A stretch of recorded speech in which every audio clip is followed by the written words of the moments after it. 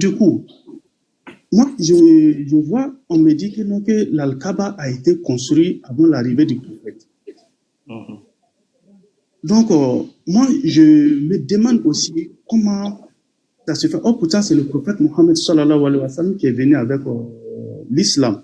Donc, si on dit que c'est Abraham qui a construit ça, donc ça veut dire que c'était déjà là avant la religion musulmane. Le prophète Mohammed n'a pas envoyé l'islam. Il est venu trouver l'islam, il a laissé l'islam, il a reçu l'islam dans sa forme parfaite, définitive et universelle. Dans le Coran, Allah dit que tous les messagers de Dieu étaient des musulmans. Et chaque prophète a reçu sa manière d'islamiser les gens, sa manière d'islam, son islam à lui. L'islam, ce n'est pas une religion du prophète Mohammed, ça veut dire soumission à la volonté de Dieu. Le prophète Mohammed a reçu l'islam. Voilà pourquoi Allah dit, j'ai parachevé pour vous votre religion. Dans la sourate 5, verset 3. Il dit, j'ai parachevé pour vous votre religion et j'agrée l'islam comme religion pour vous. S'il dit, il a parachevé, ce qui veut dire que ça avait bien commencé quelque part. Tu vois. Donc quand il dit, j'ai parachevé pour vous votre religion, ça veut dire clairement que le prophète Mohammed n'est pas venu avec une religion qu'on appelle l'islam. Voilà. Allah il dit dans le Coran, dans la sourate, le verset 84 et suite, que tous les messagers de Dieu étaient des soumis, étaient des musulmans. Donc, la Mecque, la Kaaba, cette Kaaba, l'histoire est dans le Coran. C'est à Abraham, quand Allah subhanahu wa ta'ala a fait la révélation d'élever les assises de cette maison. Voilà. Les premiers à pouvoir poser les pierres pour symboliser ce lieu-là, c'est Abraham et son fils Ismaël. Eux tous étaient des musulmans. Pas des musulmans qui allaient à la mosquée, dans le sens d'aller à la mosquée, mais des musulmans dans le sens d'être soumis à la volonté de Dieu. Et Allah subhanahu wa ta'ala dit dans le Coran, c'est lui votre père Abraham qui vous a nommé musulman dans ce livre et hors de ce livre. Donc suivez donc la voie, la religion d'Abraham. Voilà pourquoi dans le Coran, tu vas voir dans la sourate 6, à partir du verset 125, si je ne m'abuse, le prophète alayhi salatu wa salam, quand il va recevoir la révélation, Allah va lui dire Qul innani hadani ila siratin mustaqim dinan qiyama millata Ibrahim hanifa wa ma kana minal mushrikin Qul inna salati wa nusuki wa mahyaya wa mamati lillahi rabbil alamin la sharika la wa bizalika umirtu wa ala ana wa muslimin. C'est que Allah, le prophète Mohammed dans le Coran, Allah lui dit de suivre. Il dit, moi, mon Seigneur m'a guidé et m'a placé sur un droit chemin. Là, le chemin d'Abraham, le chemin du soumis, qui n'était point, il était point du nombre des associateurs. Donc, il suit la voie d'Abraham, tu vois, les associateurs. Donc, il n'est pas venu avec une religion qu'on appelle l'islam, pour lui-même, quoi, tu vois. Tu comprends un peu ce que je veux dire? L'islam, ou bien Allah demande aux chrétiens et aux croyants de venir à l'islam, aux juifs et puis aux gens du livre de venir à l'islam. Voilà. Et un autre souci, c'est que les livres qu'on a, que ce soit les livres des juifs ou bien les livres des chrétiens, ça ne nous permet pas d'aller vers Allah justement. Voilà. Et souvent, quand ils demandent à certains musulmans, ils disent que c'est parce que les livres-là sont falsifiés. Tu me suis? Mais déjà, Allah, mais c'est qui déjà? Déjà, Allah, c'est qui déjà? Allah, c'est le Dieu de l'islam, non? Ou bien c'est pas ça. Toi, tu es musulman, Allah, c'est le Dieu de l'islam. Lui qui a envoyé le Coran, lui qui a envoyé le prophète de l'islam, là, c'est pas ça? Allah, c'est le Dieu de l'islam. Ça veut dire quoi? Allah, c'est pas le Dieu des musulmans? Ou bien je ne comprends pas ta question. Non, en fait, bon, il dit que Allah dit de venir vers lui. C'est ça, non? Oui, mais c'est ce que le Coran dit. Vous ne pouvez pas partir vers Allah parce que les livres que vous avez vous l'empêchent. Normalement, il te demande maintenant, Allah là. Mais c'est qui? Et puis il te dit de venir vers lui, et puis tu n'as pas envie d'aller vers lui. Dis-nous un peu, et supposons que supposons qu'il y a un athée qui nous écoute là. Mais Allah c'est qui? Toi, Allah c'est qui? Tu dis c'est le Dieu des musulmans. Est-ce que les musulmans ont façonné un Dieu à eux ou bien, je ne sais pas, explique-nous bien. Mais chaque religion a sa divinité, non? Chaque religion a sa divinité. Aujourd'hui, là, il y a les frères, les Kamines qui sont venus aujourd'hui dans le débat interreligieux. Ils ont les dieux. Ils ont les dieux, je ne sais pas à quel défi ça à leur manière. Il y a les bouddhistes qui ont les dieux, il y a les raéliens qui ont les dieux, en fait. Il y a les chrétiens aussi qui ont les dieux. Nous qui disons que Jésus c'est notre Dieu. Mais je ne sais pas si je ne comprends pas ta Non, question. tu n'as pas compris en fait. Ma question, c'est que quand tu dis Allah, tu fais. Pour toi, Allah, c'est typiquement musulman, c'est ça? Oui, Allah, pour moi, Allah, c'est celui qui parle dans le Coran. Là. Celui qui dit qu'il a envoyé Jibril. Est-ce que quoi? Est-ce que pour toi, quand tu attends Allah, c'est typiquement musulman? Oui. En tout cas, je parle du Allah de l'islam, en tout cas. Attends. Il y a combien de Allah au juste? Il y a combien d'Allah? Bon, Allah, ça renvoie à Dieu. Allah, ça renvoie à l'appellation de Dieu. Mais je parle spécifiquement de Allah de l'islam. La divinité de l'islam qui a révélé le Coran. C'est de lui que je parle. Gay. Monsieur Gay. Oui. Monsieur Gay. Tu dis que. Maintenant, Allah, si je ne comprends pas ta question aussi, il faut m'excuser. c'est ça, je suis en train de. Tu ne réponds pas à ma question. Je dis. Oui. Pour toi, quand tu entends le mot Allah, c'est typiquement pour les musulmans, c'est ça? Il n'y a pas deux Allah, un seul. Non. Allah, pour moi, c'est comme Dieu en français. Toi, Dieu. Quel Dieu? C'est comme Dieu en français. Quel Dieu? Non, c'est le mot. Allah, là. Oh là là. Allah, c'est le mot qui renvoie à Dieu en arabe. Il y a un mot en français qui renvoie à Dieu. Il y a un mot en arabe qui renvoie à Dieu. Quel Dieu? Tu dis Allah en français pour vous, ça veut dire Dieu. Ça veut dire quel Dieu en français là? Quel Dieu? Le grand ou bien le petit? En français, par exemple, on dit Dieu. Pour parler de divinité, ça peut être Dieu avec petit D, Dieu avec grand D. Bon, là, il y a plusieurs divinités maintenant, mais c'est Dieu en fait. Voilà. Quand tu dis Allah, puis tu dis que ça veut dire Dieu là. Ça veut dire quel Dieu? Mais je suis dans la langue arabe. Allah, dans la langue arabe, c'est Dieu. Hein? Je suis dans la langue française. Parce que quand vous posez, vous dites que vous ne comprenez pas arabe. Vous ne comprenez pas. Tu ne comprends pas arabe. Je dis que tu ne comprends pas arabe. Je dis quand tu dis Allah, ça veut dire Dieu en français. Là. Ça veut dire quel Dieu en français? En français, là, Dieu, ça peut être le grand Dieu, ou mais Dieu, ça peut être des divinités. En français, Dieu, là, ça... Allah, là, ça veut dire quel Dieu en français? Quand tu dis Allah, veut dire Dieu en français. Tu fais allusion à quel Dieu? Pourquoi tu refuses de répondre? Dieu en termes de l'être suprême, Dieu en termes de divinité. Merci. Ah, donc ça fait dire Dieu en termes de l'être suprême. Merci beaucoup. Maintenant. Ou bien Dieu en termes de divinité. Il y a donné deux réponses. Mais je ne change pas, tu donnes la réponse. Non, ça me plaît, cette réponse, ça me plaît. Mais tu dis que Allah veut dire Dieu. Donc quand tu dis Dieu en français, tu fais allusion au Dieu créateur des cieux et de la terre. Merci. Oui. Merci beaucoup. Maintenant, si tu as déjà compris cette définition du mot Allah en français, qui veut dire Dieu créateur des cieux et de la terre, pourquoi maintenant tu peux me dire que tu refuses de venir vers le Dieu créateur des cieux et de la terre parce qu'il y a un livre qui te l'interdit? Parce que le Dieu là, toi et moi par exemple, on croit qu'il y a un Dieu créateur des cieux et de la terre. Toi et moi on l'appelle Dieu. Mais non, douce, je vais te dire quel est le problème. Toi et moi on l'appelle Dieu en français. Mais ça ne renvoie pas à la même personne. Écoute-moi, ça ne renvoie pas à la même personne.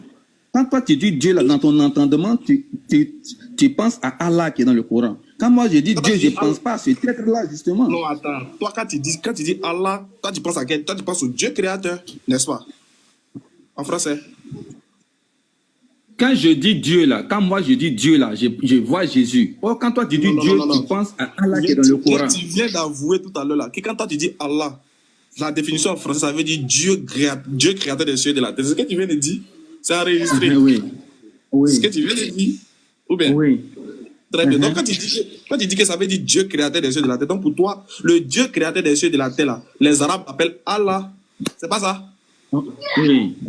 Alors, maintenant, très bien. Alhamdulillah. Alhamdulillah. Merci. J'espère que vous avez enregistré la partie là-haut. Merci beaucoup d'avoir joué aujourd'hui. que Allah égale Dieu, créateur des cieux et de la terre. Merci. Maintenant, là, je suis tellement content de ta déclaration. Il t'a dit que j'ai envie de te faire une bise, mais t'es un homme. Voilà. Non, c'est pas grave, oui. Donc ça, on met ça de côté. Maintenant, tu peux poursuivre maintenant ta question en remplaçant Allah par Dieu. Moi, ça me suffit maintenant, ça me convient. Il ne faut plus dire Allah, il faut dire Dieu. C'est ce que je dis en fait. Écoute-moi. Je ne comprends pas. Quand l'arabe dit Allah, il pense à celui qui a créé toutes choses. Mais celui qui a créé toutes choses là, c'est qui? Les musulmans disent que c'est celui qui a parlé dans le Coran. Nous, on dit que c'est Jésus-Christ. C'est là que se trouve la différence. Toi, tu crois que Dieu existe. Attends, il y a rien, rien qui dit Ismaël le rusé. Non, c'est pas Ismaël le rusé, c'est Ismaël l'intelligent. Je ne suis pas rusé, très intelligent. Mon frère Jésus, pardon, mon frère Guy, tu peux continuer, vas-y. Voilà, c'est ce que je dis là. Allah, qui est dans le Coran là, il demande aux gens de venir à lui. Pour que moi je crois en Allah là, il faut que mon livre, il faut que des livres me renvoient à lui en fait. Vu qu'il est venu plus tard. Et quand je demande aux musulmans, qui est venu plus tard? Comment se fait? Attends, qui est venu plus tard? Allah dit qu'il a fait descendre la Torah et l'évangile. Ensuite, il a fait descendre le Coran. Qui est venu plus tard? Allah? Il est venu plus Il n'y a tard? pas du Coran. Le Coran de Allah là, est venu plus tard. Mohammed il a envoyé son message plus tard. C'est son message qui invite les gens du livre à l'islam. D'accord. Voilà. Donc, quand les gens du livre se réfèrent à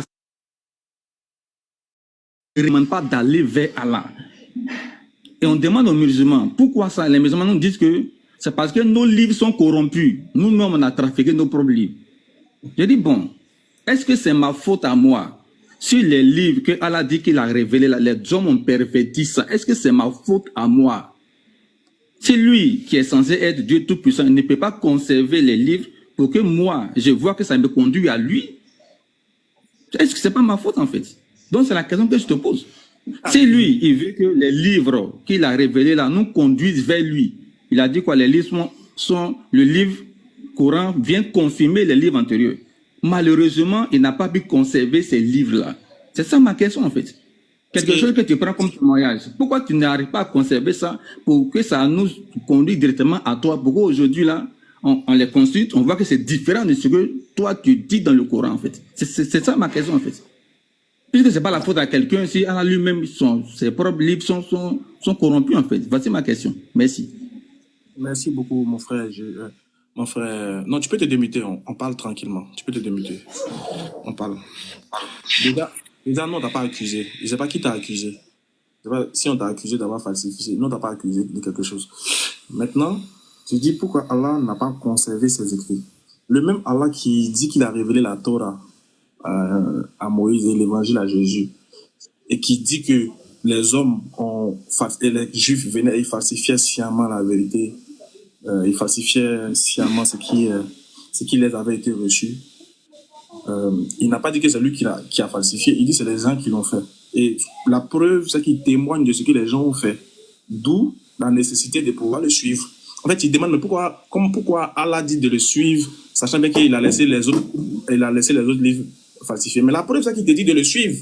Dans le Coran, il te dit suis-moi. D'après toi, il te dit suis-moi parce que les autres livres là, les gens à qui j'ai révélé là ont falsifié. Je ne sais pas si tu comprends un peu. Lui-même te dit, ben, suis-moi. Si vraiment tu veux l'écouter, hein, si tu es d'accord que ce qu'il dit est vrai, dans ce cas, suis ce qu'il dit. C'est la continuité de ce qu'il dit. La continuité, c'est qu'il dénonce les pratiques de tes parents, de tes ancêtres, et il te dit, mais par contre, il permet à ce que tu suives le Coran qui a été préservé. Il dit, Inna nahnu nazzalna zikra wa inna lahu lahafizun. Il dit, certes, c'est nous qui avons préservé ce Coran, et c'est nous qui en sommes gardiens. Tu vois.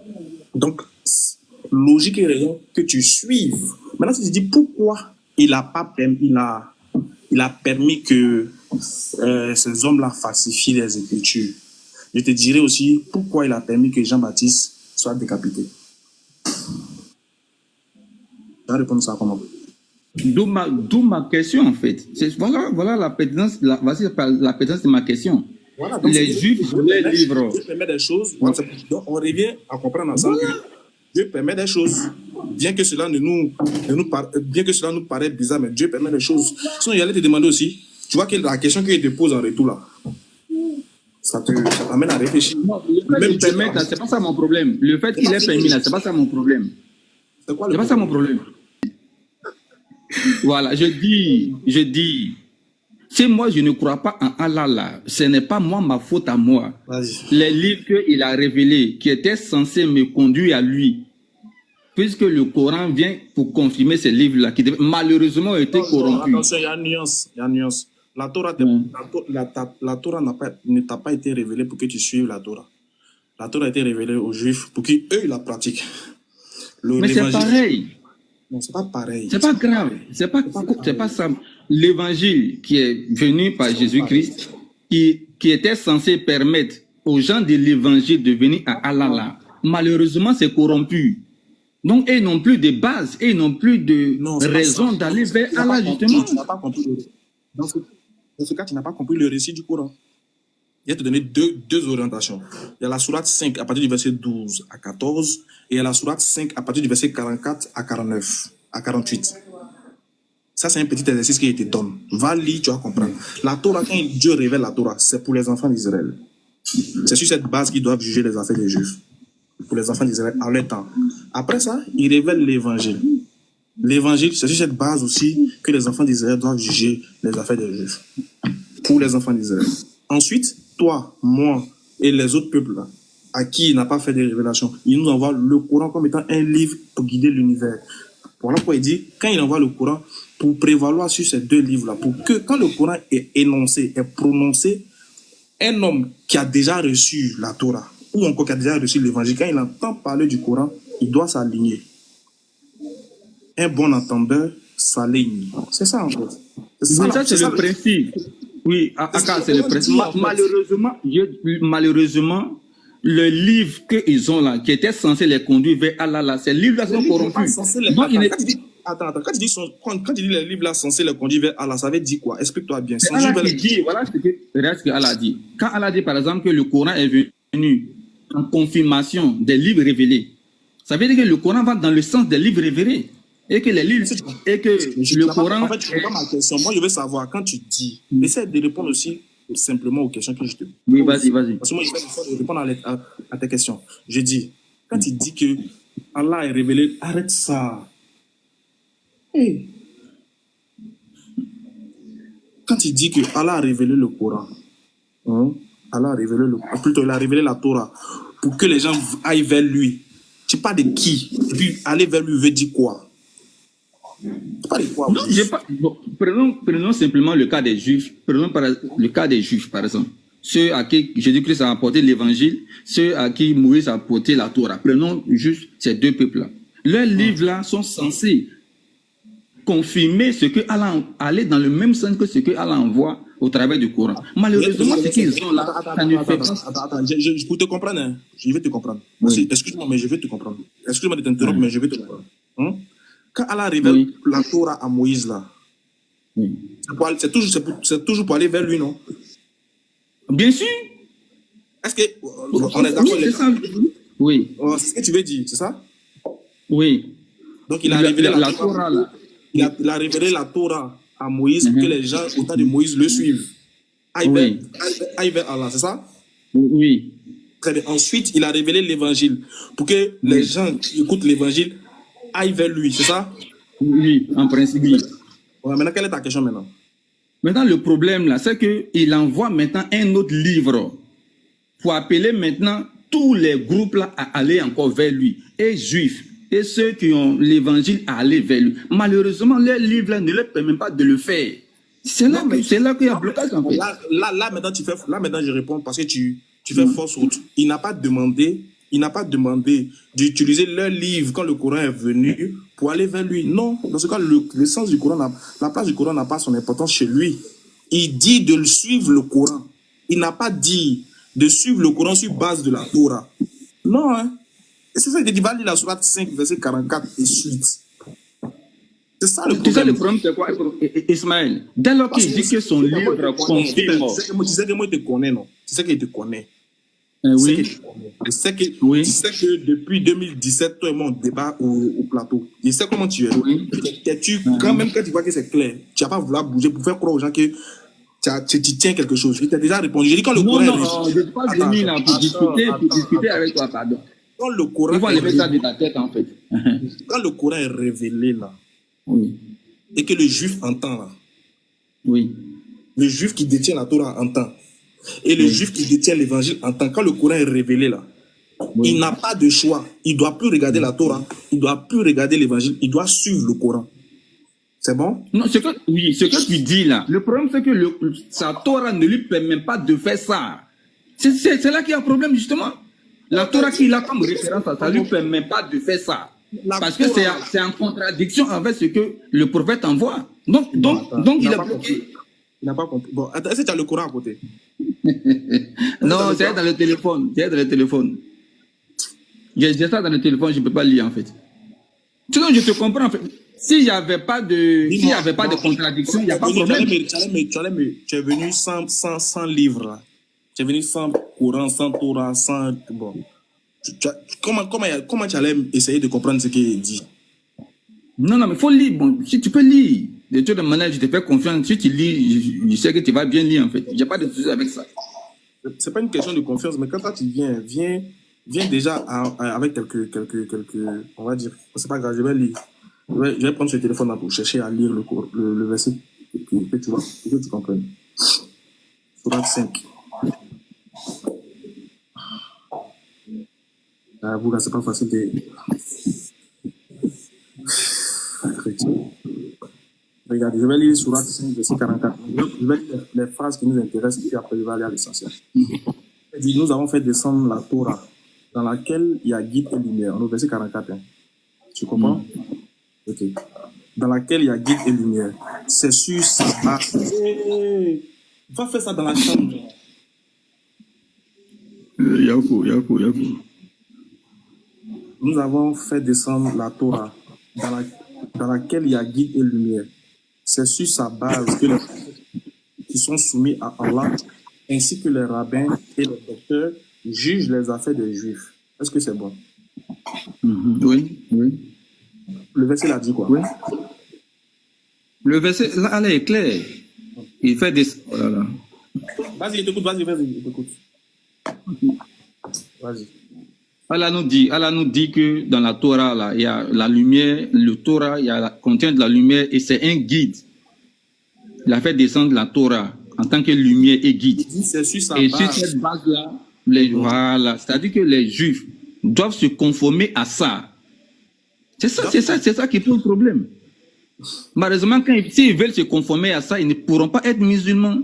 Attends, je vais te poser une question. Et ça bloque le système. Attends, quand le verset est en train de dire ça, là, oui. Le verset parle de quoi? Le verset parle de quel temps? Le verset parle de quel temps, c'est-à-dire? Quand Dieu dit, nous avons fait descendre la Torah, dans laquelle il y a guide et lumière, c'est sur sa base qu'il est fait.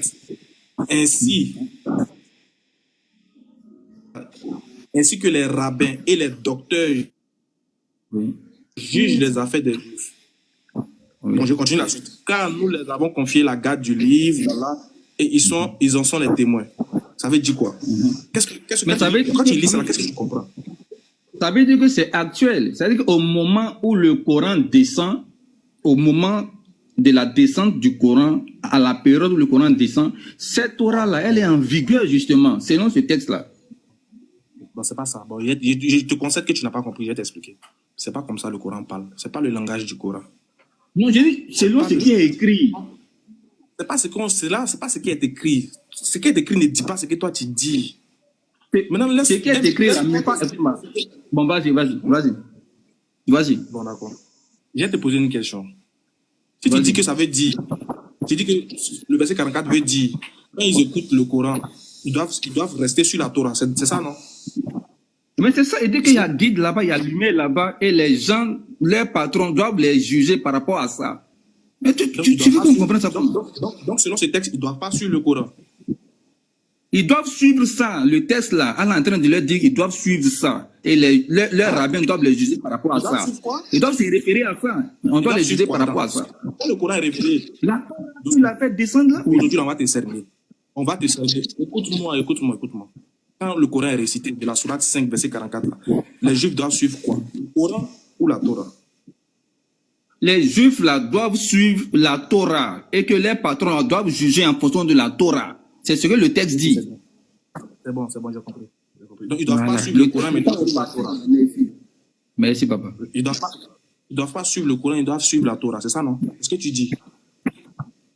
Non, il n'a pas dit qu'ils ne doivent pas suivre le Coran, mais ils doivent suivre la Torah d'abord. Parce que ce livre-là, c'est par rapport à ça que les rabbins doivent juger les Juifs. C'est ce que Allah même dit. Attends, il faut nous faire un choix. Ils doivent suivre la Torah ou bien ils doivent suivre le Coran.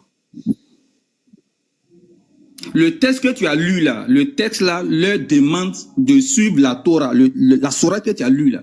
Ils n'ont qu'à se conformer à ça, ils n'ont qu'à être jugés par rapport à ça. C'est ce que la sourate l'a dit. Oui. Donc, ils ne doivent pas suivre le Coran. Bref, on a compris. Maintenant, le Selon verset ce texte-là. 48. Oui, voilà, vas-y. Ah, mais c'est dans le même texte là, on est. Faut pas. Comment ça, selon Oui, ce vas-y, texte? vas-y. Comment selon un texte? Aussi, il faut pas faire, il y a te dit des trucs, des gros mots. Ah, comment un texte peut dire faut suivre Torah, et puis un autre texte peut te dire non, faut me suivre. Soit c'est un choix. Si le Coran est descendu, soit il demande aux Juifs de rester dans la Torah, soit il demande aux Juifs de le suivre. C'est pour ça qu'il dit fais-nous un choix. Mais tu as donné Libère-nous, un fais un texte. choix. La sourate là leur demande de se conformer à ça. Cette sourate que tu as donnée. Peut-être que La sourate ne demande pas ça. Ici, le Coran, Dieu est en train de révéler. Écoute, Dieu est en train de faire une révélation au prophète Mohammed en ce qui concerne le dépôt de la Torah. Quand il a envoyé la Torah, quelles étaient les bases qu'il a fixées? C'est ce qu'il est en train de te relater. Le Coran est en train de te relater un fait passé. Parce que la Torah, c'est un livre présent. C'est un livre passé qu'il a révélé à un prophète. Il dit, nous les avons révélé la Torah. C'est sur cette base-là qu'ils devaient juger les affaires des Juifs. C'est sur cette base-là qu'ils jugent les affaires des Juifs. non, c'est pas le verbe qui est là-bas. Non. Le verbe dit pas qu'il devrait. Non, c'est toi qui mets le verbe maintenant en passé. C'est toi qui mets le verbe au passé. Le verbe n'est pas au passé. Hein? Le verbe n'est pas au passé. Allah ne dit pas que la Torah est descendue et les gens devraient juger. Il n'a pas dit ça en fait. Non, faut pas dire ça. Il a mis le verbe au présent. Que les enfants, que les rabbins jugent. Il n'a pas dit qu'ils jugeaient. Il n'a pas dit ça. Donc au moment où ça sourate la descend, la Torah est en vigueur. Qu'il avait dit que les enfants d'Israël qui devaient prendre pour juger à l'époque, il n'y a pas de problème. Ce qui me fait mal, c'est que tu n'as pas le Coran. Et puis tu discutes. C'est comme ça que vous venez, tu viens avec aucun outil. Tu n'as pas d'outil, hein. Tu n'as rien. Mais tu discutes. C'est ça, c'est ce qui me. Voilà pourquoi il n'est pas voulu lire. C'est pas grave, papa. Tu sais ce qu'on va faire? Je vais te relire le même texte. On va voir. Oui. Vas-y. Pour vous avoir, c'est pas compliqué. Tu sautes de branche à branche. Moi, je te connais depuis 2010. On est là pour échanger. Il ne faut pas voir qu'on est dans la belligérance forcément. Pourquoi tu penses que je viens pour te poser des questions pour sauter de branche à branche? Je n'ai pas dit que tu es belliqueux. Voilà. Je dis que tu es quelqu'un qui... On pose des questions en toute sincérité pour comprendre, pour avoir des réponses. Faut pas pleurer. Je t'ai pas accusé d'être belliqueux. Je t'accuse d'être quelqu'un qui fait exprès pour ne pas comprendre. Je t'ai pas dit que tu es belliqueux. Hein. Je t'ai dit que tu es belliqueux. On continue. Regarde, lisons le verset 43. Écoute bien. Verset 43. Allah dit au prophète, comment te demanderait-il d'être leur juge ainsi quand ils ont avec eux la Torah dans laquelle se trouve le jugement d'Allah? Regarde, Dieu les pose la question. Mais comment ils viennent de les juger alors qu'eux ils ont ça? Maintenant, regarde la suite. Et puis après cela, ils rejettent ton jugement. Ah, regarde. Ce sont les gens, ces gens-là ne sont nullement les croyants. Donc, c'est des gens qui sont venus poser des questions au prophète. Il a jugé sur base du Coran. Ils ont refusé. Alors, Dieu les rappelle. Normalement, ils ne doivent pas refuser. Comment ils vont te demander de les juger et puis ils vont refuser, sachant bien que le jugement que tu donnes là, ils ont ça là-bas, chez eux dans la Torah. Ils connaissent la Torah. Verset 43 maintenant. Nous avons fait descendre la Torah dans laquelle guide et lumière. C'est sur cette base que les prophètes c'est sur cette base, pardon. C'est sur sa base que les prophètes ainsi que ceux qui sont soumis à Allah, ainsi que les rabbins et les docteurs jugent les affaires des Juifs. Car on leur a confié la garde du livre d'Allah et ils en sont témoins. Ne craignez donc pas les gens, mais craignez-moi. et ne vendez pas mes enseignements à vil prix. Et ceux qui ne jugent pas d'après ce que Allah fait descendre, voilà les mécréants. Dieu est en train de te montrer, de par ce verset-là, Dieu est en train de te montrer, de par ce verset-là, que dans le contexte du verset, que ils ne doivent pas normalement discuter avec toi. Il y a eu opposition sur base du fait que le prophète a jugé selon le Coran. Donc maintenant, ils ne croient pas au jugement du prophète. Maintenant, là, il lui dit, mais pourquoi eux, ils refusent de ne pas croire en ton jugement? Ouais. 44, voilà, le prophète est en train d'expliquer, Allah est en train d'expliquer au prophète que eux, normalement, ils ne peuvent pas se plaindre de ton jugement, puisque ton jugement est fait sur base du Coran, alors que ce que le Coran dit là, c'est la même chose qui est dans la Torah. C'est-à-dire que s'ils ont reçu la Torah, ils ne doivent pas te venir te poser la question et que quand tu vas répondre, ils vont refuser de croire. Donc maintenant, Dieu explique pourquoi maintenant il a fait descendre la Torah et qu'est-ce qu'il devait faire en fonction de ce qu'ils avaient reçu comme état. Donc ici, le verset 44. Le verset 46.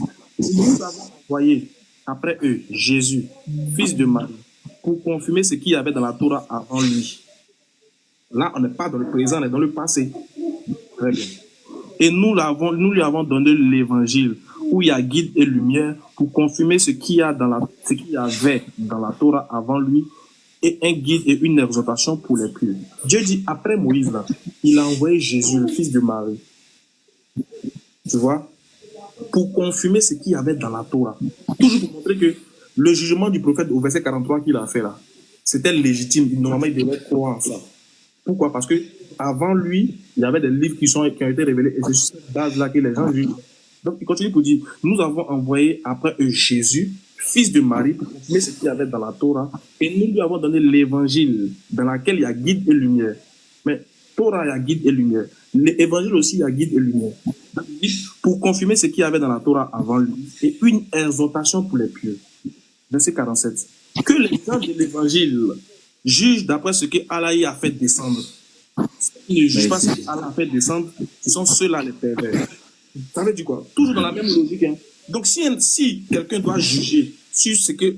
si comment on appelle ça? Les gens du livre, les gens de l'évangile, doivent juger sur ce que Allah a fait descendre là, sur base du Coran, pardon, de l'évangile.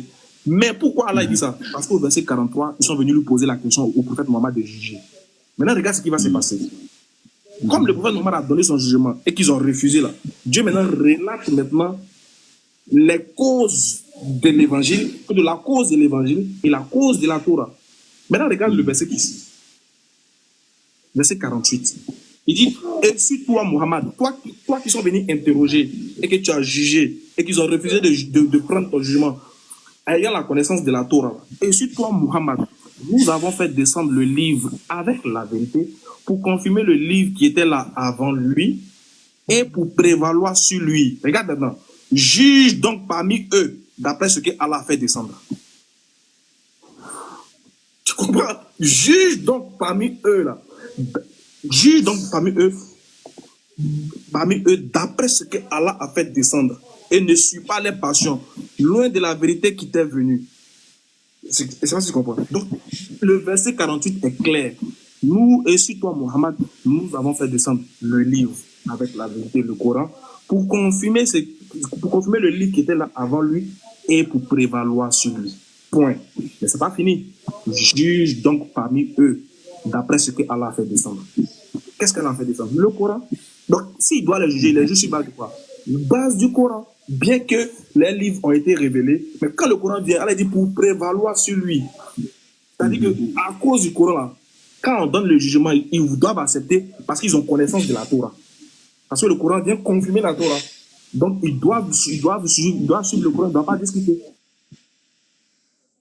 Donc, voilà pourquoi il dit que le verset 48, là, le verset 44 nous explique la raison de la Torah. 45 nous explique la raison de l'évangile. 48 nous explique la raison du Coran. Voilà un peu. Ok, oui, Ismaël, je vais intervenir et puis on va passer à autre chose en fait. Et ouais.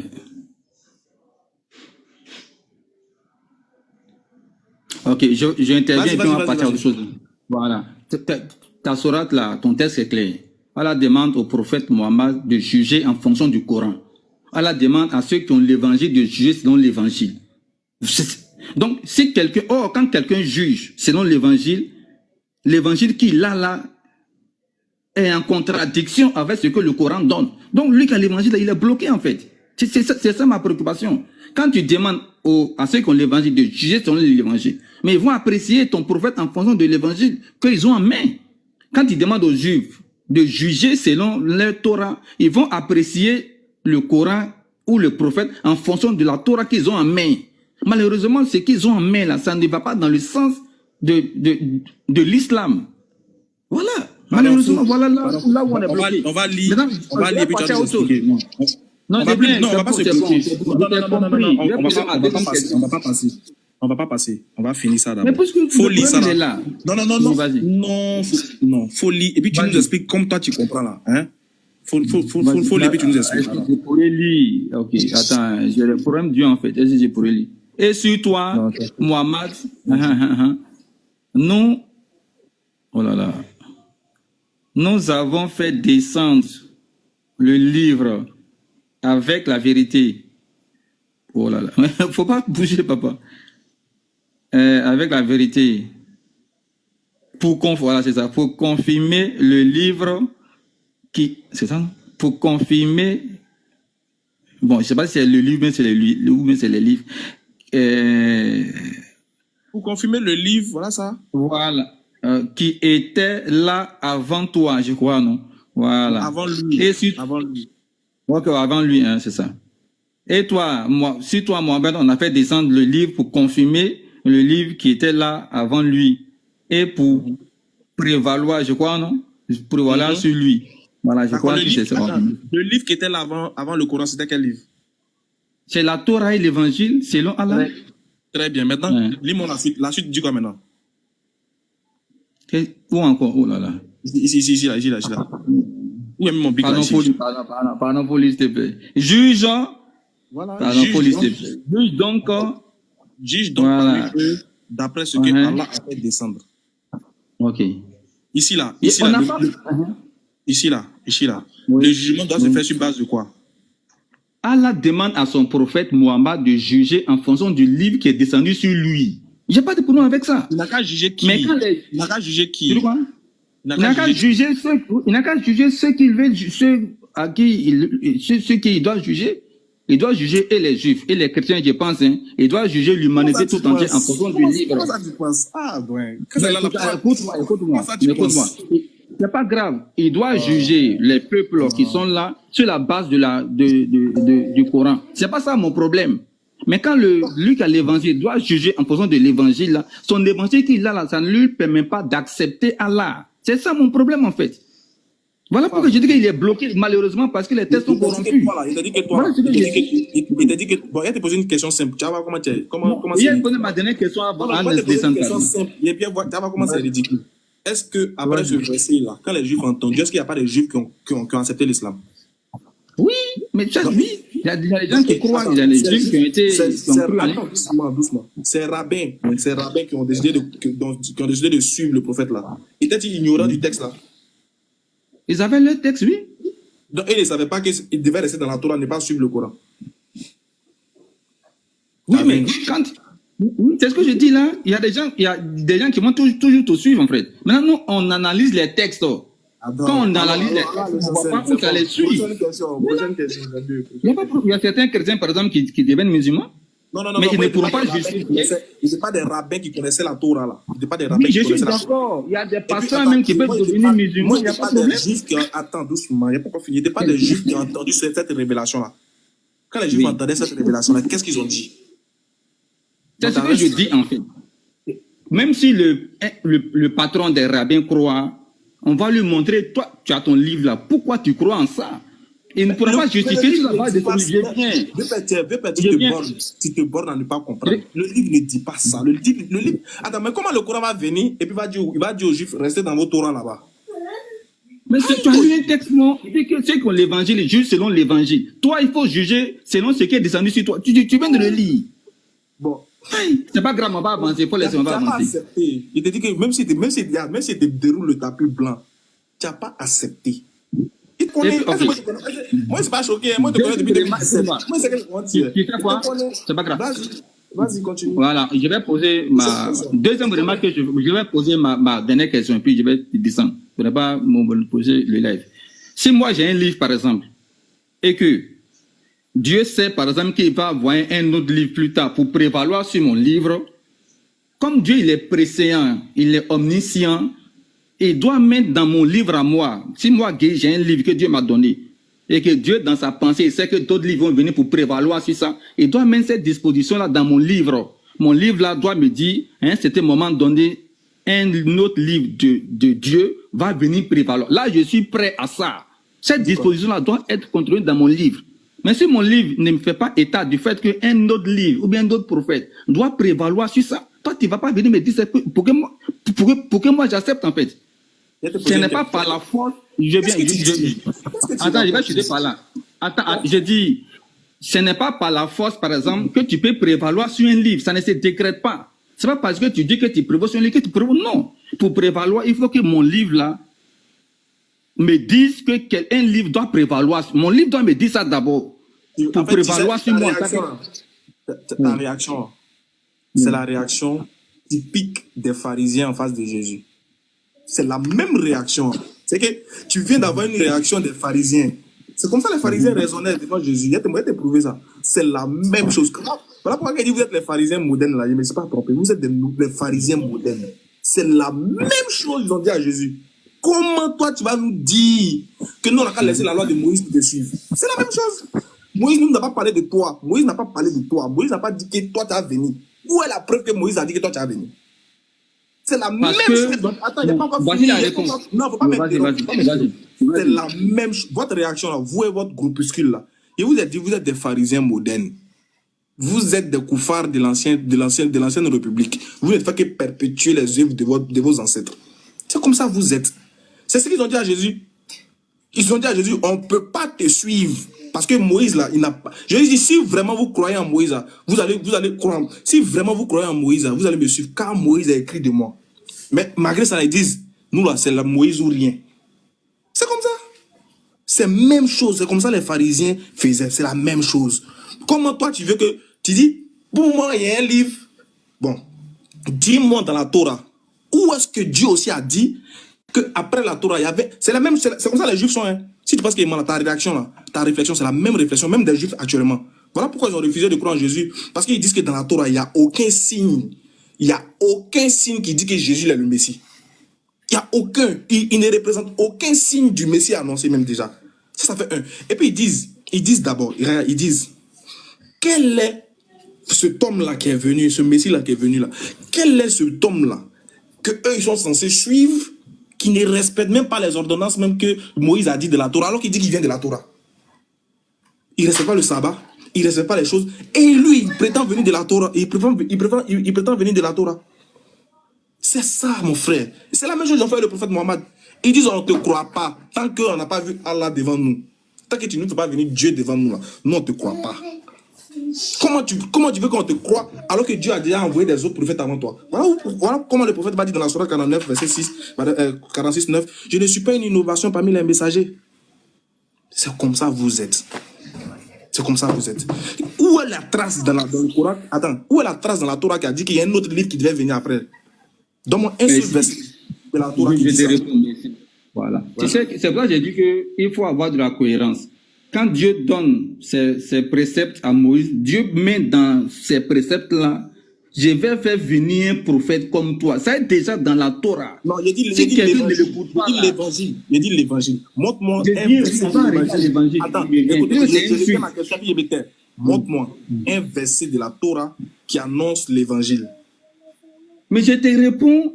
Dieu a dit aux Juifs, au travers de Moïse, Moïse va partir, mais quelqu'un doit venir, vous devez l'écouter. Si quelqu'un ne l'écoute pas, il doit être mis à mort. Donc cette disposition est dans la... Qu'est-ce que c'est Jésus? Jésus est venu après Josué. Je parle du fondement, je parle du principe. Le principe qu'on doit suivre quelqu'un après Moïse, ça est déjà dans la loi. Oui, mais maintenant il demande où la loi dit qu'il faut suivre. Il y a un autre livre qui va venir qui s'appelle l'Évangile, qui va venir au nom de quelqu'un qui vient là, écoute-moi, un prophète qui va venir après Moïse là, il va venir avec sa prédication. C'est pas ma question, hein, parce que quand Jésus est venu après, il n'est pas venu avec un livre. Jésus n'est pas venu avec lui, il a respecté toujours, il a suivi toujours les ordonnances. Après Moïse, jusqu'à Jésus là, tous ceux qui sont venus là, c'est sous l'ordonnance de prescription de la Torah. Je te pose la question, il te dit, montre-moi un verset de la Torah où il est annoncé que l'évangile devait venir. Mais c'est ce que je dis là. Non, écoute-moi. Voilà. Les messages sont prêchés par des messagers. Tu peux te donner les noms que tu veux aux messages.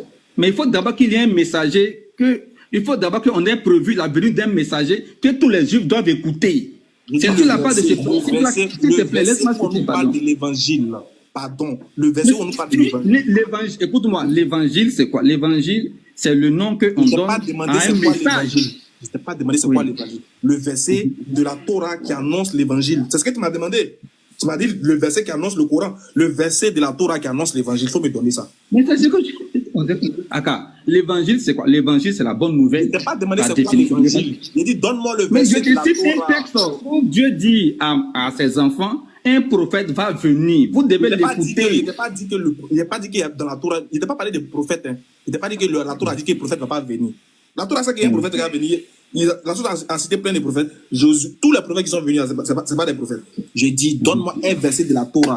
Le même exercice que tu m'as donné, te donne ça. Donne-moi un verset de la Torah qui annonce un autre livre qu'on appelle l'évangile. C'est tout? Non. Je t'ai pas dit que... Moi, je ne fais pas le débat des appellations. Je ne te demande pas de me montrer un texte où un livre annonce le Coran. Ce n'est pas ce que je t'ai demandé. C'est pas l'appellation, c'est le contenu du message là. Un livre qui est censé confirmer le contenu.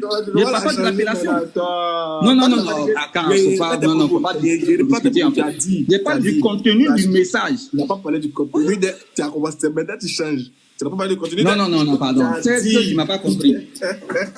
Tu as dit comment Dieu peut dire qu'il va amener un livre qui prévaut sur un autre. Et puis il n'avertit pas ça dans un autre livre là-bas pour dire je vais amener un autre livre qui va prévaloir sur toi. C'est ce que tu as dit?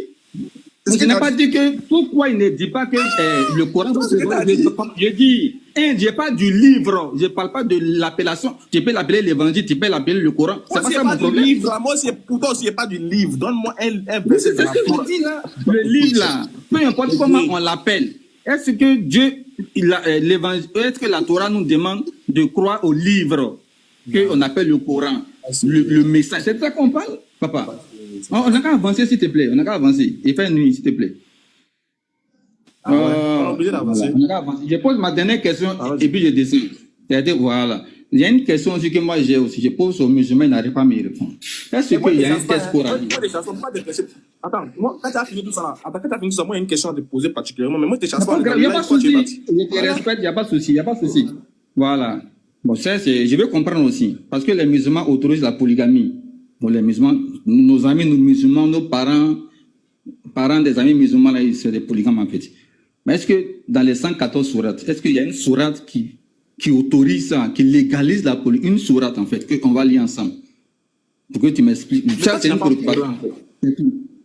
Mais je te fais confiance, il faut lire ce que tu as là-bas. Maintenant, si tu me mens aussi, il n'y a pas de problème. Mais je te fais confiance, comme tu es un moussa. De toute manière, voilà, il y a au moins 500 personnes qui tu ne me fais pas confiance. Tu me fais pas confiance. Toi, tu fais confiance. Mais c'est que tu ne vas pas mentir sur ton propre livre à toi. Maintenant, bon, ok, vas-y. D'accord, on va lire ensemble et puis tu vas m'expliquer ce que ça veut dire. Vas-y, papa. Vous là, vous êtes les nouveaux tafassés. Vous êtes les nouveaux moufassiroun du Coran. Vous êtes les exégèses des temps modernes. On est dans la sourate 4, sourate les femmes. Vas-y. Ouais, c'est vous faites exégèse pour nous à notre place. Donc là, moi, te donner le verset, tu as fait son exégèse, on ne sait jamais. Il attend. Voilà, sourate 4. Verset 3. Voilà ça, folie. Ok. Et si vous craignez de n'être pas juste envers les orphelins, il est permis d'épouser 2, 3 ou 4 parmi les femmes qui vous plaisent. C'est ça, non? Ah, mais c'est ça. Combien? Oui, c'est ça. C'est le verset là. Maintenant, toi, tu dis ça. C'est le verset là qui légalise la polygamie, c'est ça? Oui, le verset permet, écoute, le verset dit, le verset permet d'épouser une, deux ou deux, pardon, le verset commence par deux, parce que un, c'est derrière qui, deux, trois ou quatre de celles qui vous plaisent. Si vous craignez d'être injuste, alors épousez une seule. C'est ce que le verset dit. Alors, le Moufassiroun, Wiki Jésus, Merci. explique-nous Non, le tafsir pour le verset.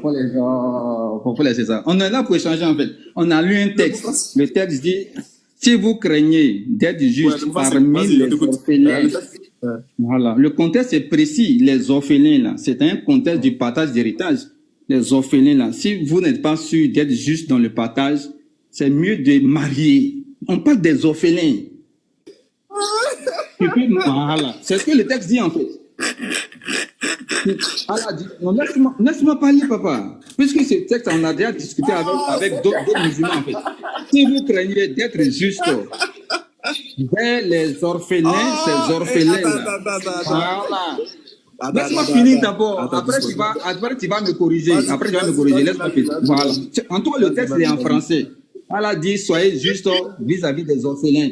C'est partager, donner-leur ce que vous devez leur donner, ainsi de suite. Maintenant, si vous ne pouvez pas faire ça, être juste, je vous donne le droit d'épouser. Là, en ce moment-là, elle devient votre propriété. Vous pouvez prendre 1, 2, 3, il n'y a pas de souci. Moi, c'est le cas maintenant des orphelins. Mais le musulman qui va prendre une seconde femme, qui, elle n'est pas orpheline, là, ça ne rentre pas.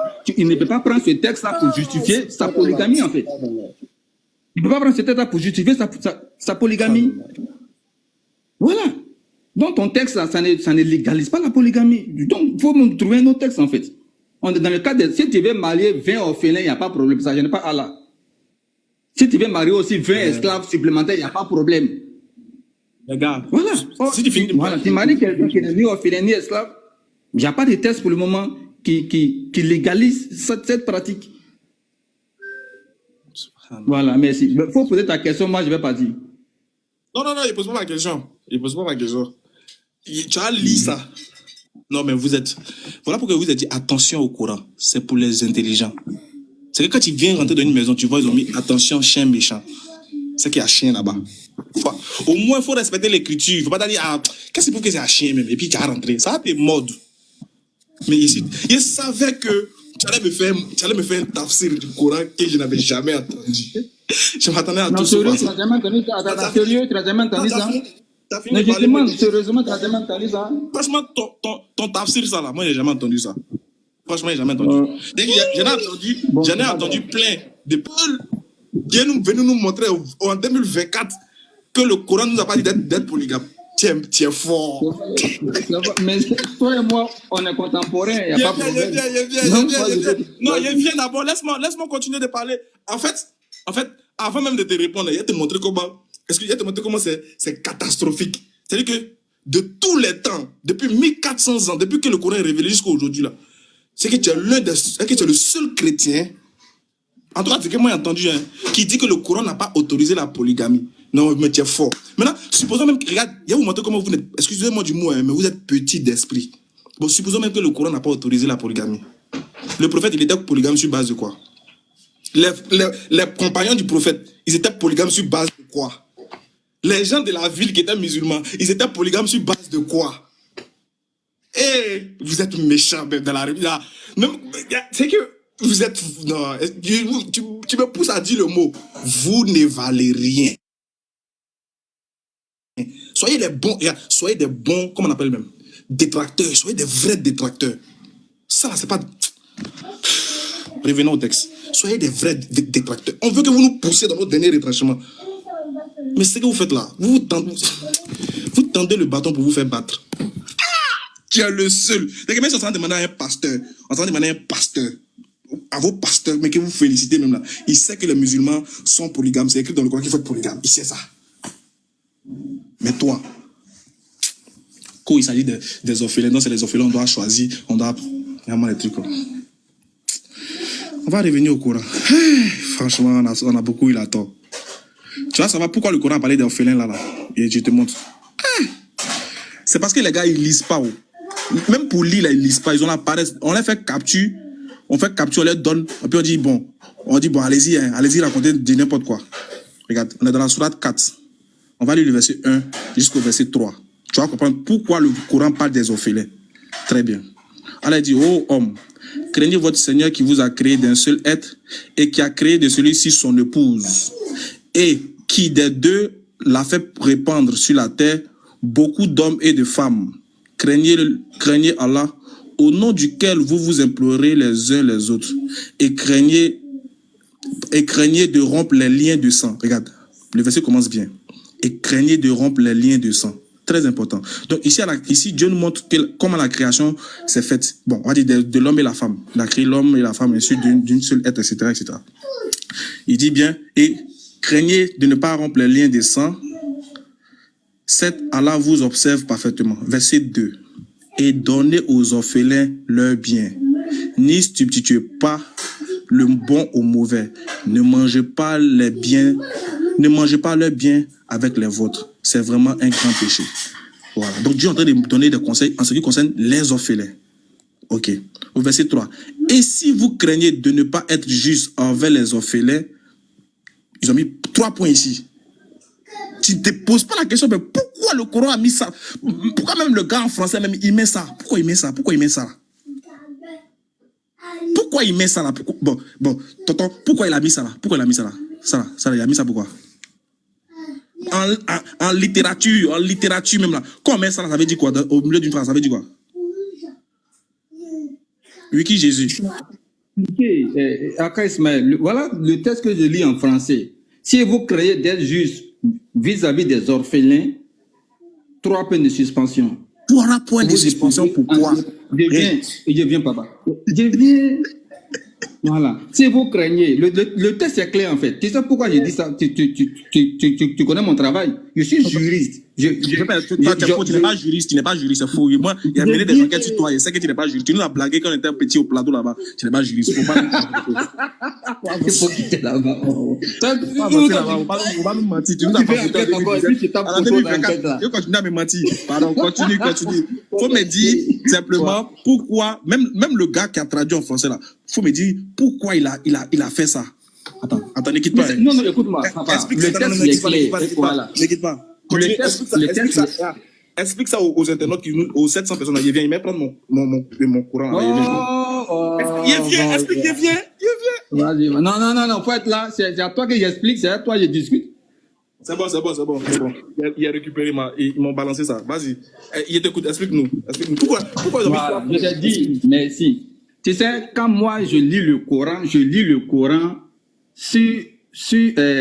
une orientation de juriste. Il y a plusieurs qualifications dans la une orientation de juriste. Voilà. Je lis en tant que juriste. Je me dis que le Coran, c'est le code pénal ou bien c'est la constitution des musulmans. Or, c'est les lois. Le Coran, c'est des lois sur lesquelles Allah a légiféré et que les gens doivent appliquer. Donc, il faut comprendre comment fonctionnent ces lois-là. On est dans un contexte. Le contexte ici, c'est le partage des héritages concernant les orphelins. C'est le contexte. Allah dit, craignez Allah. Allah dit, craignez telle chose.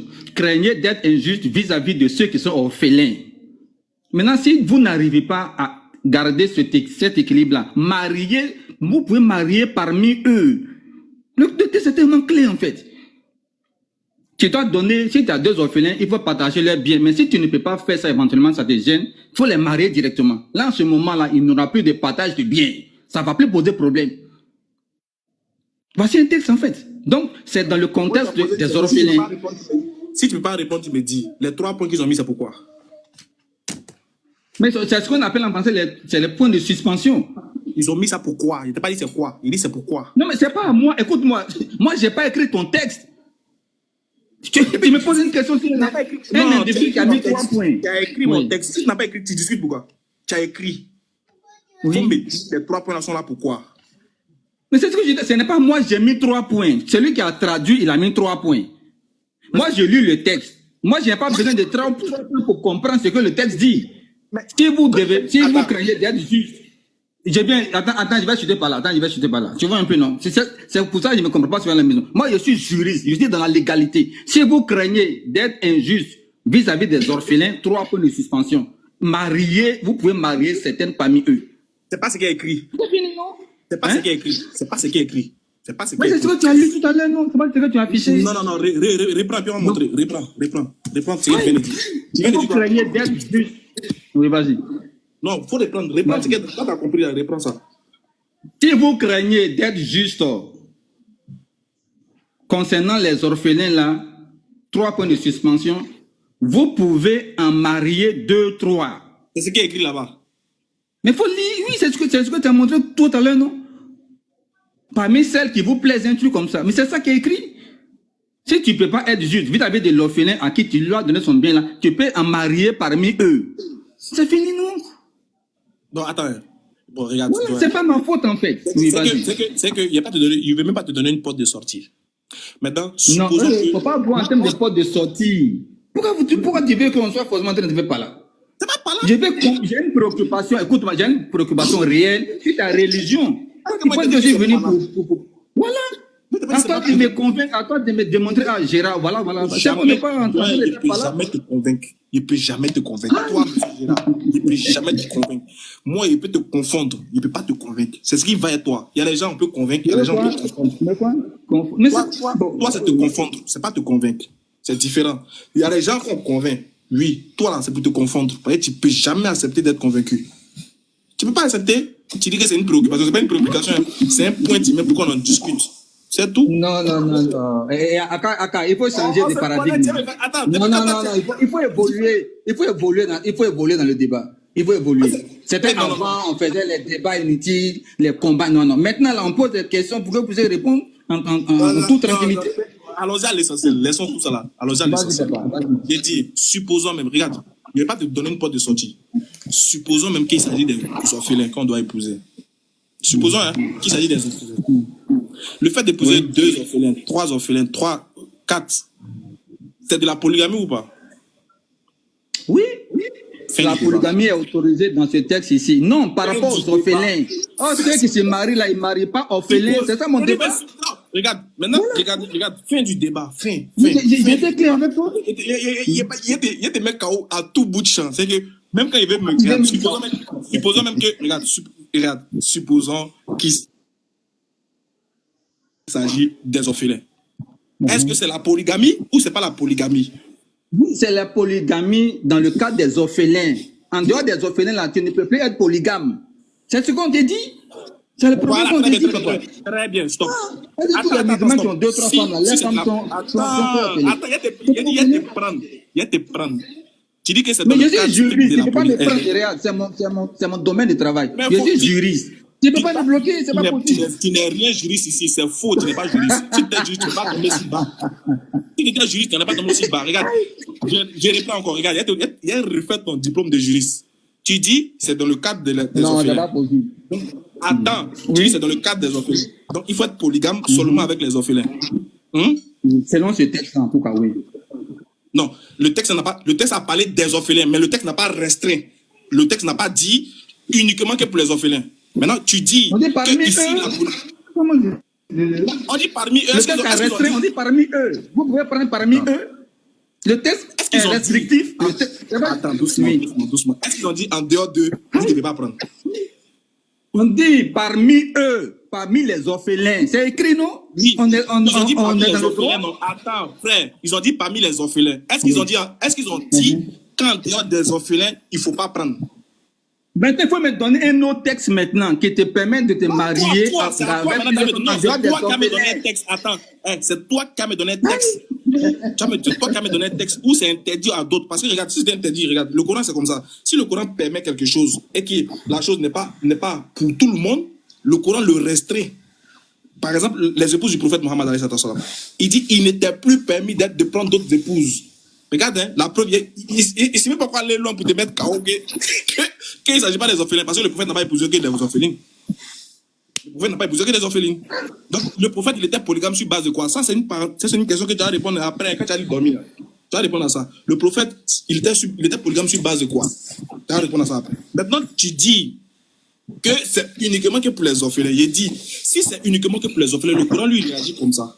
Le Coran dit, quand c'est uniquement que pour ça, le Coran dit, en dehors de ça, vous ne devez pas prendre. Donc, donne-moi le verset du Coran qui dit que c'est uniquement que pour les orphelins. En dehors des orphelins, là, il est interdit aux croyants de prendre 2 ou 3 femmes. Avant même de merci. Merci. Tu sais, c'est pas, j'ai dit que je suis juriste et puis on ne se comprend pas en fait. La loi met la précision. Une précision là, c'est une restriction. C'est faux. On dit que tu Pas peux marier forcément. 4. Laisse-moi parler.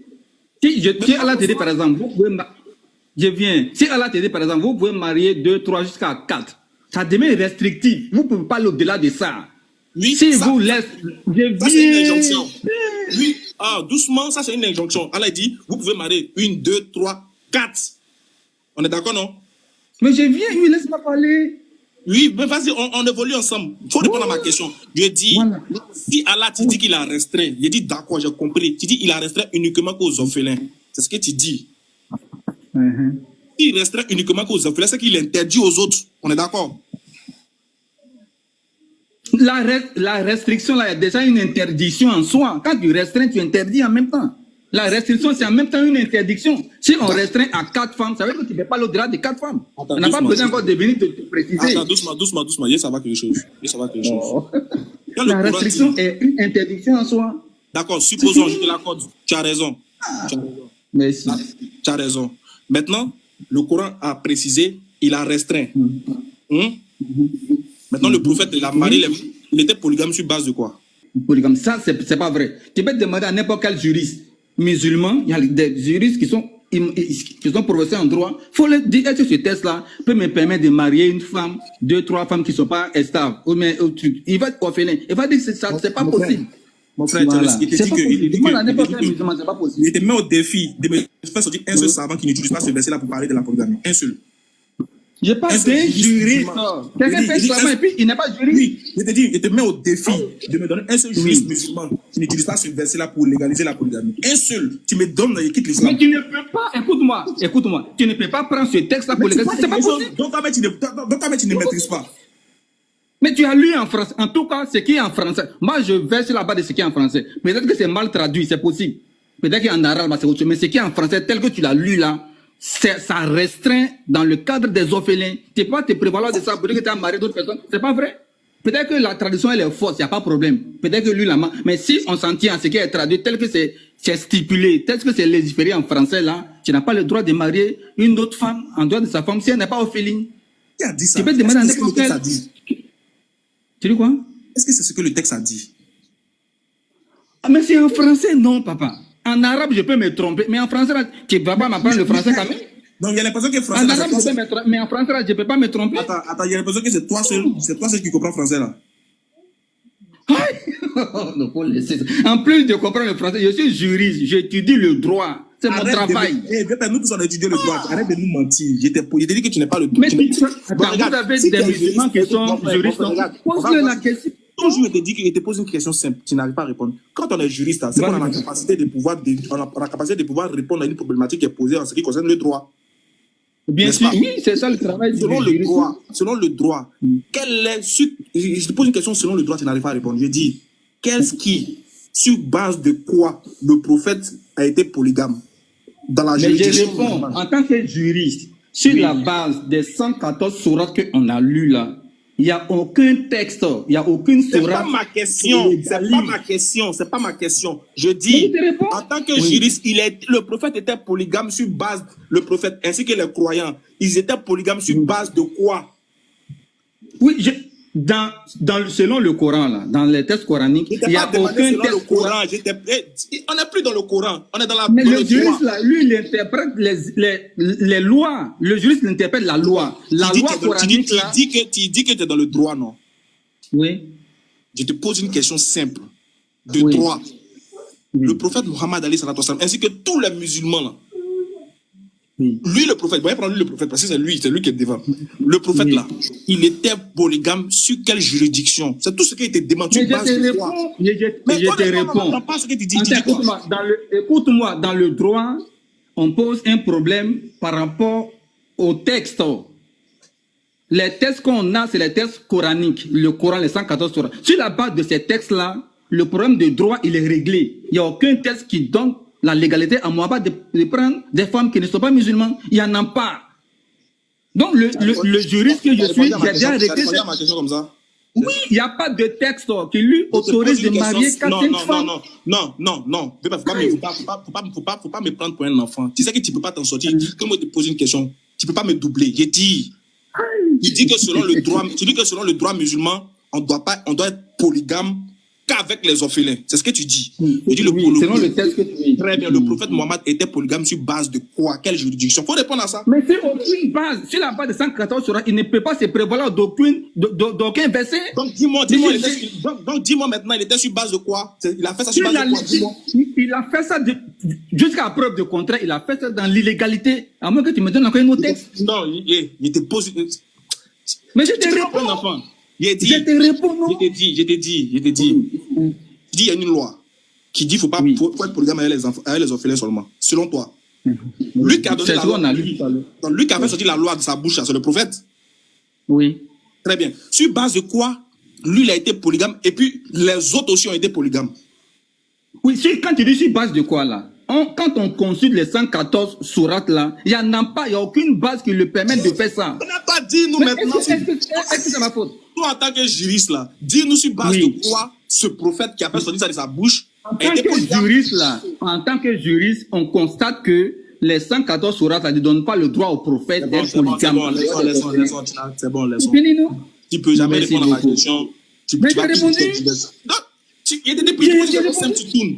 Tu dis que sur base du Coran, on ne doit pas être polygame. C'est ce que tu dis. Oui. Donc le débat est fini, non? Alors le débat n'est pas fini. Hein. Le débat n'est pas fini. Mais si le prophète, il est... Attends, parce que tu as fait une affirmation, donc le débat est fini. C'est ton affirmation. Est-ce qu'il n'est pas contesté? C'est un texte qu'on interprète. Le texte n'a jamais dit ça. Le texte n'a jamais dit ça. Mais c'est écrit en français? On n'a pas dit ça comment? Non, frère, il t'a démontré que le texte n'a jamais dit ça. Ça fait un. De deux, j'ai dit... Puisque c'est en français. Tu peux me dire que c'est mal traduit. Je peux te contester. Il n'y a pas de mauvaise traduction, c'est bien traduit. C'est bien traduit là. Le texte, il t'a posé une question simple. Voilà, c'est fini. Si c'est bien traduit, le texte, il ne dit pas ça. Merci beaucoup. Merci pour ta patience. Attends, tu fuis? Moi, le débat est déjà clos. Moi, tu n'as pas encore posé ma question. Hein. Il faut poser ta question. Oui, il ne faut que répondre à tes questions. Il t'a dit que tu n'as aucune preuve. Déjà le texte t'a massacré. Tu n'arrives pas à répondre. Pourquoi le gars en français a mis ces 3 points-là? Qu'est-ce qui veut nous amener à comprendre? Ça fait un de deux. Le texte n'a jamais parlé des orphelins. Le texte parle de la vie des orphelins à part. Et le texte donne encore une seconde forme de mariage en ce qui concerne la polygamie. De 3, le prophète dans le Coran. Tu dois finir de parler. Tu dis que tu parles plus. Laisse-moi parler maintenant. Vas-y. Et 3, dans le Coran, le prophète reçoit un verset du Coran où Dieu lui dit il n'était plus permis de prendre d'autres épouses. Donc, la permission de prendre d'autres épouses est déjà une injonction donnée au prophète, qui prouve qu'on peut être polygame. Parce que le Coran dit il n'était plus permis d'épouser d'autres femmes, à part celles que tu as. Comment Dieu m'a dit il n'était plus permis d'épouser d'autres femmes, alors que c'est interdit d'épouser d'être polygame. Tu vois que ça n'a pas de sens ce que tu dis. Mais il n'est pas duré toi sur ça. Il te dit maintenant, 3e question, c'est sur base de quoi il a été polygame? En tant que juriste, tu n'arrives pas à répondre à ça. Il met ça de côté. Tu ne pourras jamais t'en sortir dans un débat sérieux sur le Coran. Maintenant, moi, je te pose une question avant que tu partes dormir. Est-ce que, selon vos groupes-là, est-ce que toi aussi tu confirmes ou mais tu affirmes devant moi que Allah c'est Oubal?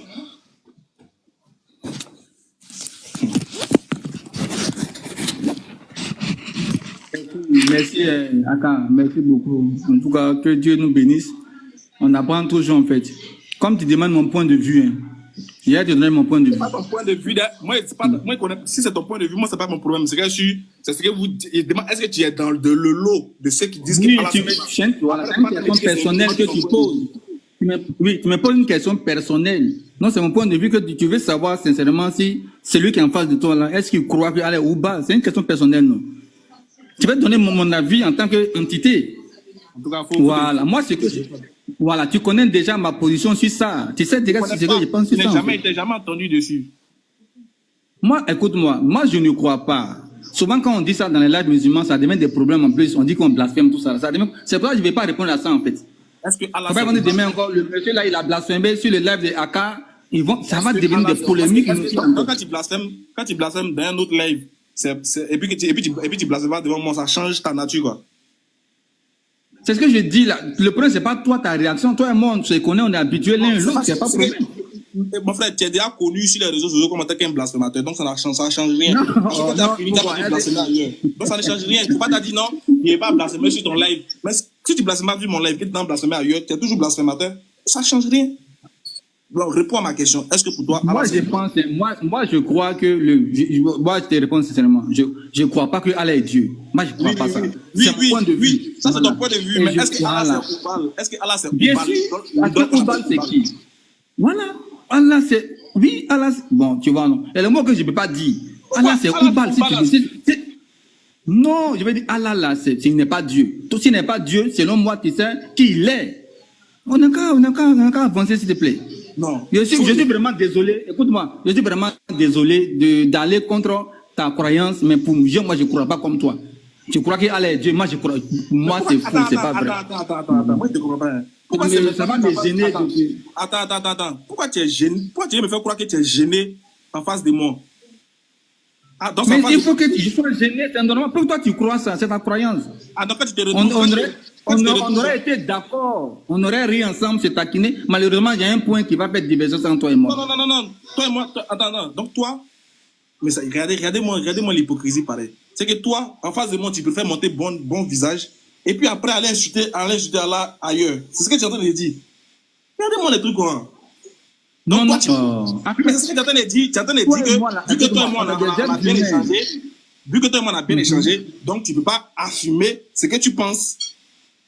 Mais tu peux aller faire ça ailleurs. Hein? Tu m'as répondu, tu m'as posé la question, je t'ai déjà répondu. Je dis c'est dommage que toi et moi ne s'entendent pas sur ce point-là. Ta question, ta réponse est quoi? Est-ce que Allah je dis, moi je pense ça, la question là, moi je pense ça, oui. Mais je t'ai répondu à faut faire une phrase, je vais t'entendre parce que les gens sont en train d'enregistrer. Il faut faire une phrase. Quand tu es dans je pense, moi je suis d'avis, moi je pense que Allah là, c'est lui qui est Oubal. Je suis d'avis. Moi, c'est ce que je pense, je crois. D'accord, maintenant, il va te montrer, il va te donner quelque chose, mais tu as expliqué ça aux gens. Donc, c'est bon. Je ne vais pas dépasser Allah et Oubal, s'il te plaît. Mais tu as demandé mon point de vue. Tu réponds à une question, à ce qui est... Donc, d'abord, tu as demandé ça pour rien comme ça. Mais tu me demandes, c'est pas pour faire débat, non? Ou même c'est pour faire débat sur...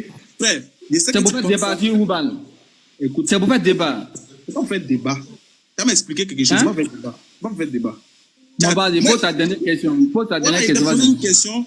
Il t'a posé une question, c'est pour que tu essaies de me répondre. Et puis en fonction de ça, maintenant, il va te demander quelque chose. Ça sera ta dernière question, s'il te plaît. Je ne vais pas faire débat. C'est pas faire débat, c'est pas faire débat. Pas faire débat. Pardonnez, enregistrez la partie, s'il vous plaît, c'est trop intéressant. Ici, on est dans la chronique de At-Tabari. Tu le connais, non? Bon, c'est un savant musulman, si tu ne le connais pas. Il y a tellement de juristes musulmans, lui là, je ne connais pas, il ne sait pas c'est qui. At-Tabari, bon, tu peux demander à tout le monde, tu peux demander à tout, tu peux aller sur Google, après tu tapes At-Tabari. Tu peux m'expliquer c'est qui déjà, en entendant? C'est qui? C'est un savant musulman aussi? Oui, c'est un savant musulman, At-Tabari. Non, c'est l'autre là, j'entends parler, un Boukhari, c'est un Boukhari. Boukhari, musulman, c'est les noms là que j'entends beaucoup, quoi. At-Tabari, là. Bon, vas-y, papa. Ok. At-Tabari, tout le monde. Tu es détracteur de l'islam, tu ne connais pas At-Tabari. Non, je ne suis pas détracteur, tu vois, non. C'est la preuve que je ne suis pas détracteur de l'islam. Vas-y. Bon, d'accord. On va lire quelque chose. J'espère que je suis là. Est-ce que c'est là? À cause de toi-même, ma nourriture a refroidi. Il faut laisser ça. À cause, toi aussi. Attends, il vient. J'espère que c'est là. Attention. Tu vas nous expliquer quelque chose, pardon, avant que tu aies parti dormir. Page 34, 35. Voilà.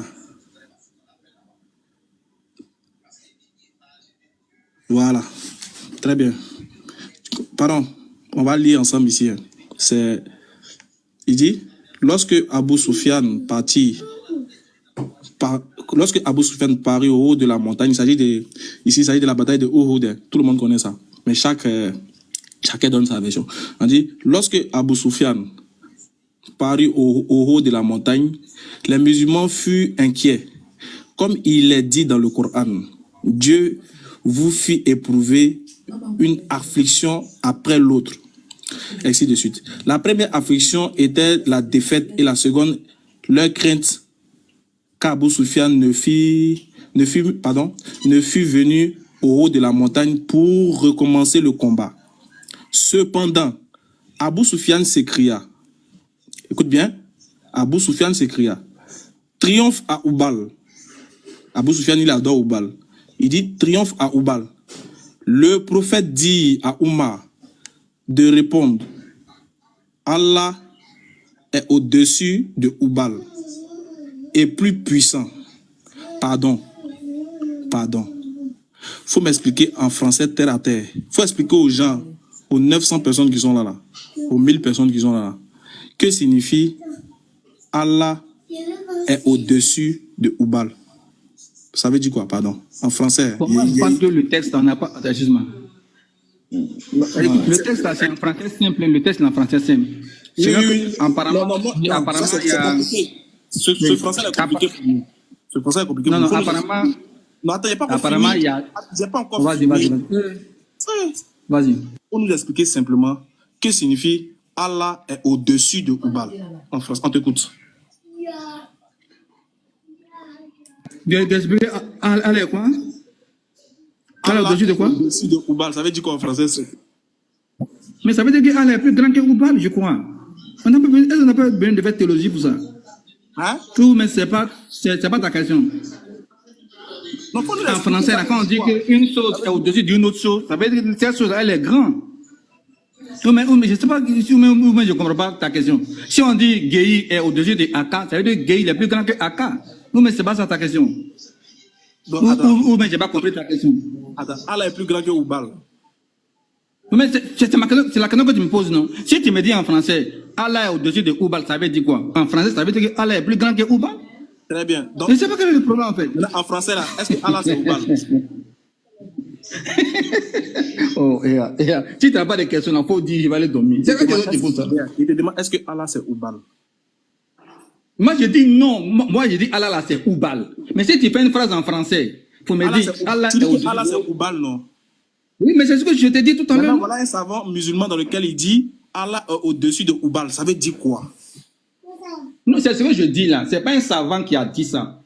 Il y a le prophète de l'islam qui a parlé avec un certain individu avec lequel il était en conflit. L'individu l'a dit, écoute-moi. Ça veut dire quoi? Mais je t'ai déjà répondu, non? Papa. En français, quand tu dis Jésus est au-dessus de Moïse, ça veut dire que Jésus est plus grand que Moïse. C'est en français simple. Ça veut dire que Jésus n'est pas Moïse. Oui, c'est bon, oui. Mais il est plus grand. On parle de la hiérarchie, en tout cas. Dans la hiérarchie. Il est plus grand que Moïse, mais il n'est pas Moïse. Ouais. Oui, si tu veux, on peut dire ça comme dans un certain sens, oui. Est-ce que toi tu veux? Ce que toi tu veux, ça veut dire quoi? Est-ce que on parle de la hiérarchie, on parle dans la hiérarchie de... Attends. Dans la hiérarchie... Quand Jésus est au-dessus de Moïse, est-ce qu'il est Moïse? C'est-à-dire dans la hiérarchie, il est grand dans la hiérarchie. Mais Jésus est au-dessus de Moïse parce qu'il est Moïse. Oui, sur la base de ce texte-là, on ne peut pas dire oui ou non. On se prononce sur la hiérarchie, c'est tout. On ne prononce pas sur la personne. Il était deux. Voilà. Subhanallah. Jésus est au-dessus de Moïse. Est-ce que Jésus est Moïse? Oui, c'est ce que je dis là. On connaît Jésus, on connaît Moïse. On sait que Jésus est différent de Moïse, il n'y a pas de problème. Jésus-Christ, il n'est pas Moïse. C'est ma question. Est-ce que, regarde, vous voyez la preuve, non? Qui vous dit que le monsieur là? Mais j'ai répondu non. C'est un bon Jésus est au-dessus de Moïse. Est-ce que Jésus est Moïse? Jésus là et Moïse, c'est des personnes différentes. Jésus n'est pas Moïse, c'est fini, non? Jésus n'est pas Moïse, non? Hein? Problème, oui. Donc on fait la phrase. Ah d'accord, on dit Jésus est au-dessus de Moïse, c'est que Jésus n'est pas Moïse, on est d'accord, non?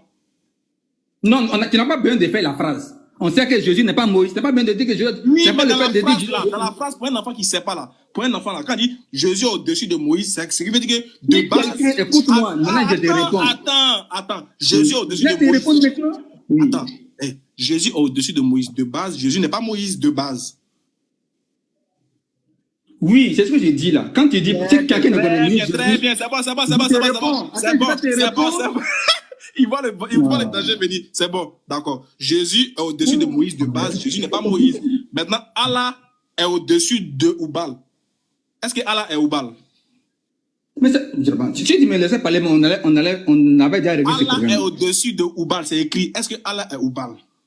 Cette phrase-là, dans cette phrase française, c'est une phrase française. Dans la phrase française, là, ça veut dire que Allah, là, il n'est pas Oubal dans ce verset-là. Au revoir. Maintenant, dans le fond, est-ce que dans le fond, il est...